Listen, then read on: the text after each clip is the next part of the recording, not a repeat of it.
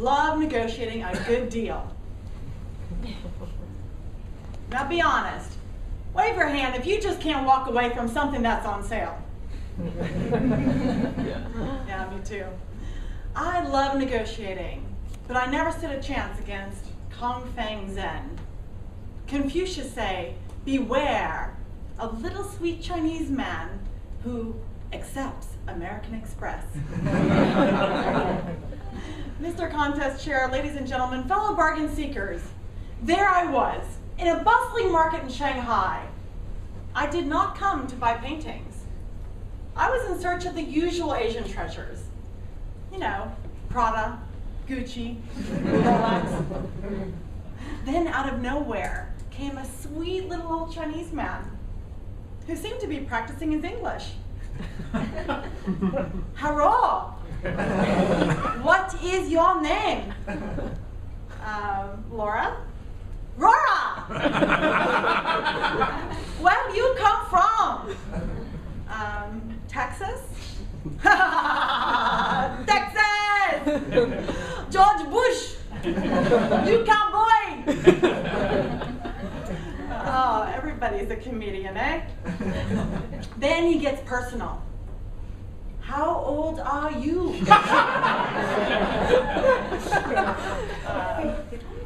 34. Okay, it was a few years ago. He said, oh, 34. Very, very, very old. Why you no husband? You must get married very, very fast before too old. I looked around and thought, did my mother put you up to this?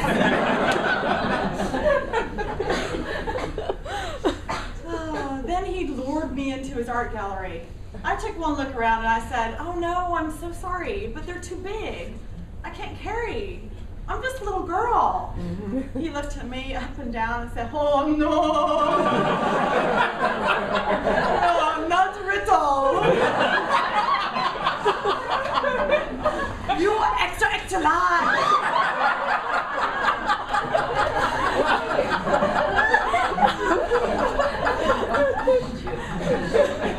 Interesting sales tactic.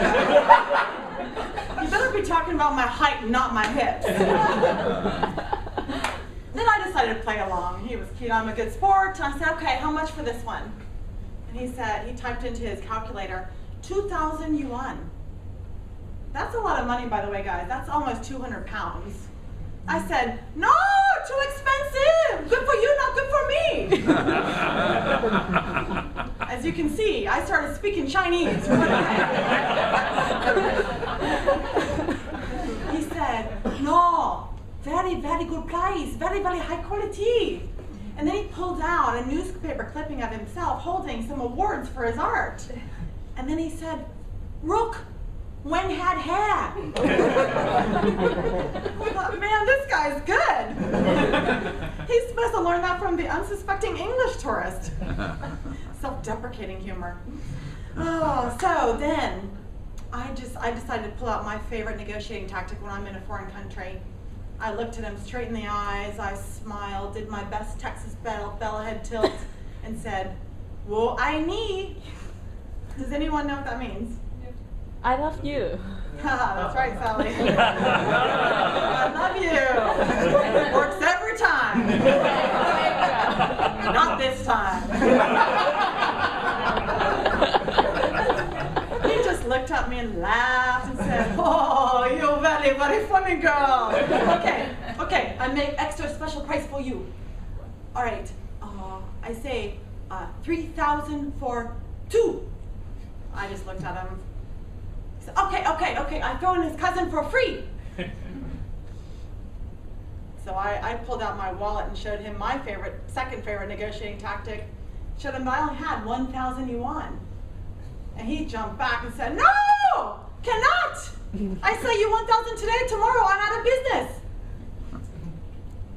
Then he smiled confidently and said, "We do accept American Express." What I need.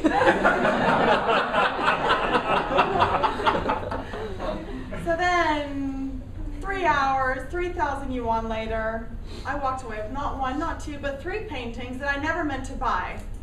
But at least they were on sale. And I got my 300 VA miles.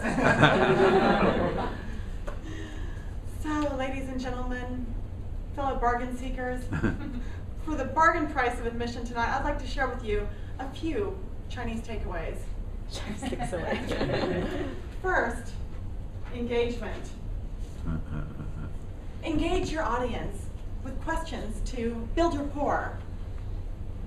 Why are you not married? Why no husband?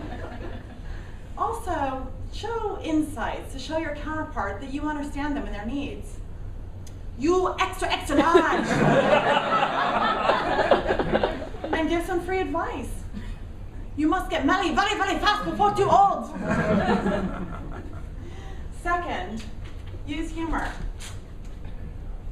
George Bush. Some people think that's a joke in any language. Better yet, self-deprecating humor. Rook, when had hair. And last but not least, if all else fails, use flattery.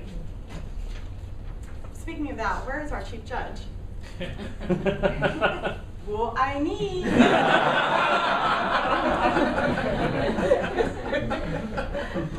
Oh, so there you have it, ladies and gentlemen, a masterclass in the art of negotiation, courtesy of Kong Fang Zen, my favorite Chinese artist. Confucius say, ticket to China, 6,000 yuan. Chinese paintings, 3,000 yuan. Story for humorous speech contest, priceless.